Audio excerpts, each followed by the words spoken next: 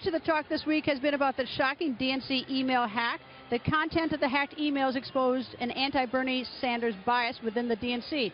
Remember, for the last year, Sanders has been claiming the system was rigged against him. He was not the only one making that claim that the system was rigged. Here is former 2016 Democratic presidential candidate Governor Martin O'Malley in September of 2015. Do you believe the process has been rigged by the party leaders for Hillary Clinton? I think you're sore pressed to say leaders, but I'm told that this is the prerogative of the chair. And there's always an inclination, I think, for old relationships to kind of circle the wagons and protect one another. But that's not what our party's about. This is and now, tell our viewers who the chair is. The chair is Debbie Wasserman Schultz. Governor O'Malley's here to go on the record. Nice to see you, Governor. Good to be with you, Greta. And I know you're a loyal Democrat. You have endorsed Secretary Hillary Clinton, but going back to that September soundbite, you had a lot of hope at the time. But those debates, for instance, if they'd been scheduled on different nights and different, maybe more of them, might have had a little bit of an impact on you. Yeah, might have. And I made that objection at the time. I mean, as a challenger who was virtually unknown, we were really counting on having as many debates in prime time as the Republican candidates were having. And when the debate schedule was limited like that, that clearly hurt my odds of succeeding in our party's competition for the nomination. But what's concerned me more today is that the DNC has been broken into, burglarized, if you will, by likely a foreign power, namely the Putin regime. And that, I think, should concern all of us. Do you think, what I'm surprised about is I haven't heard anything about, does the RNC have better security, or they haven't gotten around to releasing RNC emails? I can't figure out why we're only hearing one party. Because it serves Putin's interest to have a president like Donald Trump. Do you think you think that's why? I do. I mean, look, we have Donald Trump, who I just listened to on your program, is unprecedented as a candidate in modern times to say that he wants to pull back from NATO.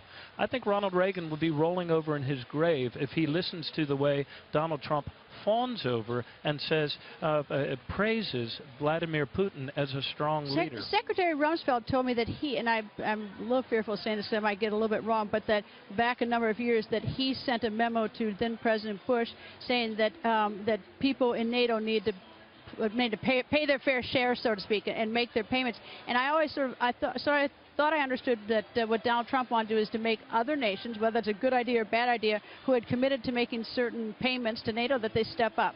Yeah, and we should do that. I mean, and we should ask that everybody do their fair share. But that's different than saying we should pull back from NATO. I mean, talk about doing your fair share. How about Donald Trump's fair share when it comes to paying taxes? Greta, I probably we don't even know what he's paying. Yeah, we have no idea, but I'll bet you this. I'll make you a $5 bet. Okay. I bet there were years when I paid more in taxes than Donald Trump paid. What do you think? Without the tax returns, I don't think either one of us knew. I revealed my taxes, and I ran as probably the poorest man that ever, with more college debt than anybody who ever ran for president. But every candidate has, even Richard Nixon, when he had some years under audit, he still revealed his taxes. Donald Trump thinks he is beyond these rules. He thinks he doesn't have to play by I put this on the same level as Secretary Clinton's speeches, those transcripts. In fact, I think you asked for those transcripts. Didn't you have speeches? You know, why won't she reveal those? I don't know. I think she should as well. But this is what I think is outrageous, is that Donald Trump has not revealed his tax returns. Everyone who's ever run for president reveals their tax returns. And this is the other nexus.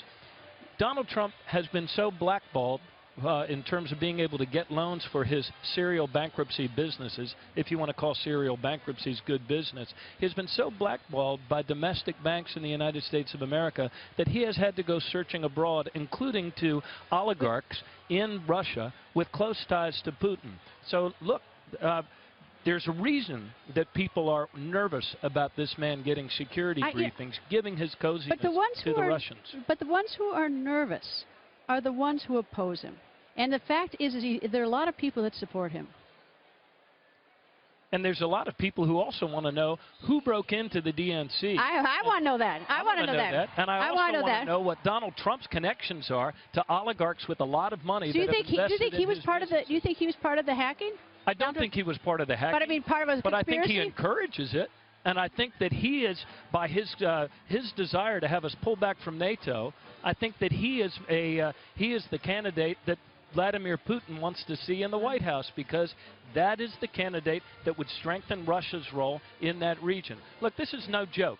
This is no laughing matter. I don't think. No, I do not think. Donald Trump said it was sarcasm. Sarcasm is the lowest form of wit.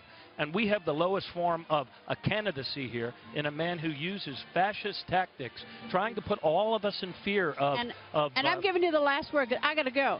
Okay. I got to go. Anyway, Governor, always nice to see you. Thank you. Good seeing you.